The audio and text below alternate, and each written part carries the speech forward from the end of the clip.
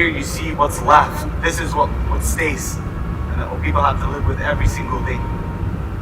And I can't imagine how kids getting to school, getting food. I always wonder, why do these disasters hit the countries and the villages that have the least resources to deal with it? That's the heartbreaking part. That's why we're making this video, because they need help. Everyone around the world. And if it happened to any one of our communities, we'd want to help too. We'd want to be seen, heard, helped. Just to get through this, man. These are the electricity cables. See that? That's how high we are. The electricity cables. Assalamualaikum, मेरा नाम राबिया है। Assalamualaikum, मेरा नाम आर्या है। Welcome to Malaysian channel. आज मैं ration देने वाली हूँ पाकिस्तान's worst flood 2022 और चैनल का नाम है Khalid Ameri। चलिए देखते हैं और फिर बात करते हैं। चलिए शुरू करें। Disaster has hit Pakistan. It has hit its people, its animals, and its livestock. The massive floods that have hit this country have led to the displacement of over 30 million people and economic damages up to $10 billion. The Pakistani community has been an important part of my country, the UAE, since its establishment, which is why we have created an air bridge between the UAE and Pakistan to ease the flow of foreign aid. Today we're in Rajampur, Pakistan, one of the areas that were hardest hit by the floods. To show you what is happening on the ground, alright, right behind me is one of the communities in Rajampur that was hit by the floods. Obviously the water has rescinded, so it looks a lot less now, but you can see people walking. You look just there. They have to walk to get to the main street to go and do whatever it is they need to do. What they've done is, people who haven't been able to live in their home had to create these temporary tents to be able to operate on a day-to-day basis until they're able to repair their homes and move back. So we are in Lahore right now, and we are heading up to Rajampur, which is about a 6-hour drive. One of the things that we've been told is the cities are pretty much fine. We've just been driving to the city, everything's fine, everything's working. 1/3 of this country is currently underwater. 33 million people are about to be displaced. And how do you see the damage that's being done on millions of people and communities? It's As you leave the city, huge. you see the damage. You see the impact that these floods have had on so many people, and that's what we're going to show you. All right, we are now on Rajampur Road, and as you see behind me, that was the mosque that was submerged in some houses. And just keep in mind that the water was at a much higher level, like even days ago. Here are all the makeshift camps that they've made, tents, to be able to sustain a way of life until they're able to repair and move back into their homes, inshallah. So we're going to take a walk and hopefully be able to meet some people, meet some families, see what's going on. Their whole livelihoods have moved with them. See all the livestock tied up right beside the tents. Everywhere you go, you'll see, even in some tents, like you see over there, there's a livestock in the tent with the family. Now we're at another camp, and as you get closer to where the disaster struck, that's when the camps start to get bigger. Hopefully by today there's a lot of people have brought progression already, so they don't have to stay in that tent until winter. Motorbike and another one that I saw down there, someone with a tractor in the middle. Their whole livelihoods are here. Now we're getting on a boat. They're going to be taking us out to show us the areas that have been damaged and the extent of it, just to give you all a clearer view up close of the damage after the floods have hit. So now we're in Rajampur, next to River Indus, and the interesting thing is this isn't actually a river, this is all an impact of the flood. So you see boats taking people out to their houses, and we're out right now on the boat, on these floodwaters, to show you all an extent of the damage that's happened here, and to give you all like an insight into just how impactful it's been. Everything you're seeing now was land, was roads, where people could get to their homes, go to their work, go and pick things up, go to the supermarket, go and take the livestock, go do things. Now it's all done by these boats. If this was your first time visiting this area of Pakistan, you would think this is a river village. You would think this is like part of the ocean, whatever. You wouldn't think that this, just a few weeks ago, was land, was roads, was play areas, was cricket fields, whatever you want, but anything but this. And these were the lucky ones. These were the houses that were just high up enough that they could survive. But the people who live there don't have a means to get to the main area or to the main road. There's no way to walk there. So they have to wait for a rescue boat, figure out a way to call them, figure out a way to say, signal them of some way, shape or form to be able to get there. It's insane. It just like that. It's what's interesting to me is how floods have like flipped your perception of what's real, of what you used to think, okay, yeah, this is ground level, this should be this high, but no, the water makes it seem at a different level. It's crazy. All right, so in the water over there, that used to be a playground. Homes here, behind here were destroyed. Yeah. And then all out there was the crops. You saw where the farmer was taking his buffalo. That was all cropland. So with one major flood, their people are affected directly, their homes are affected directly, their means of providing food, livestock, and crops are affected directly, and their means of transportation to access livelihood is affected. So their whole way of life has been impacted by this. Nothing's been left. It doesn't end there. So once they get all that back, there's still the impact of the diseases and disasters that come with this. The hunger that goes because the crops aren't there. The diseases that come because of the water that's been left unsanitized, left there. All these things have to be dealt with. This isn't a quick solution thing that gets fixed. First, you have to fix the way of life, while in the meantime, making sure that the future impacts of this flood doesn't hurt them even more.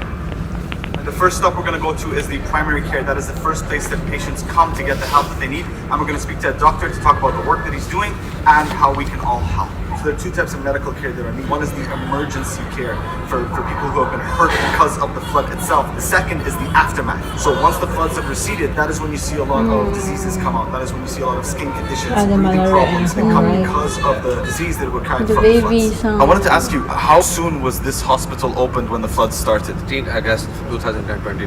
What are some of the main problems that you have after the flood? So when the floods have gone, what are some of the major issues that you have? Mostly patients come with gastroenteritis like diarrhea, skin diseases, snake bite. These are the main diseases people are facing the problem that came here for the treatment. Since the floods have come, how many patients are you getting a day? Almost See, right? 350, 400, 450 patients daily are entertained here. We admit the patients and give the IV line IV antibiotics, IV fluids. If the patient got more sick, then we refer to the nearby hospital, Tehsil headquarters or district headquarters. What is the help you need from people around the world since the floods have come? We basically need for the rehabilitations of the people that they need shelter, they need food, they need medicine. So the people face problems. Basic needs are these. Inshallah, we're all here to help. Another thing that doesn't come immediately to mind is the animals.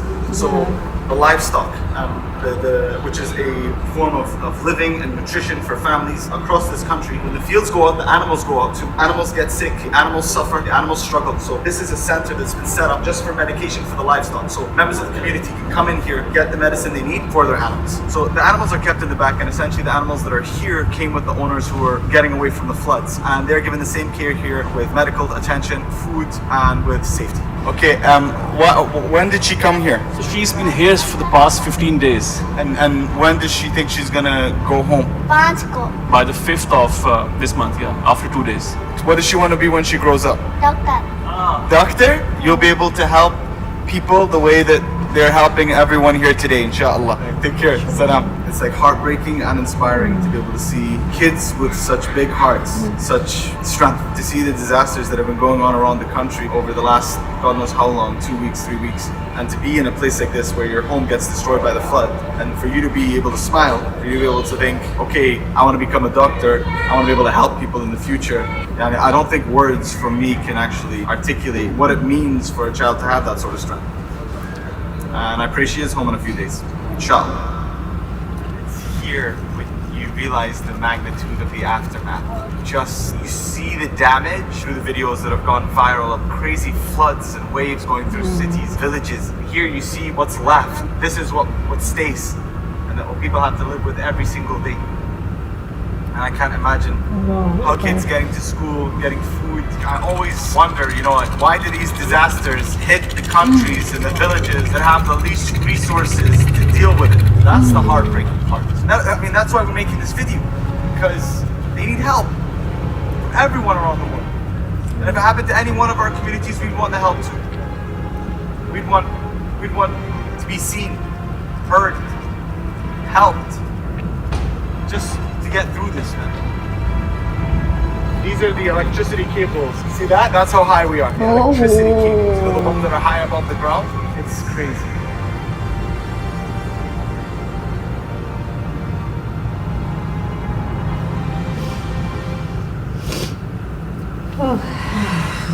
Pray for Pakistan.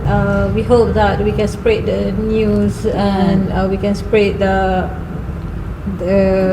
knowledge about what is happening in Pakistan, and hopefully we can help to those who need it. Whoever that can think that they can go to Pakistan and help you can do so, but to those who cannot, we can help from far. It's also help, even though you are not there at the place. The strongest weapon of Muslim is dua, so we all can make dua, and hopefully things will get better soon. Inshallah. From here also we always remember and we always make dua for people in Pakistan. We do spread the news, the donation posters and so on our Instagram. You guys can check out our Instagram, Malaysian Corrections. Yeah, this is at least that we can do from here. Yeah, that's true, because we cannot manage to buy the flight ticket yet right now to go to Pakistan. So this is the least we can do. right. Hope it's help with our the posting that we do. Hope it can make other people who is in the Pakistan or maybe nearby can help those people who are much needed in Pakistan, who affected by the flood. Yeah, I believe that together we are stronger. You do your part, we do our part, so that we come together, we become stronger. Inshallah, it can make the people in Pakistan who affected by the flood, their life will get better, inshallah. So Hopefully they will recover very soon from all this situation. yeah, inshallah. Alright guys, thank you so much for your suggestion. This is Very heartbreaking Yeah. to see. heartbreaking video. Even no word that I can describe how I feel right now. We do hope that you guys can help them, to those who need it, and then make dua for us also. Alright, if you like this video, please share it with your family members and friends. Don't forget to share it on your social media as well. Please subscribe our channel Malaysian Girl Reactions and follow our Facebook, Twitter, Instagram and also TikTok Malaysian Girl Reactions.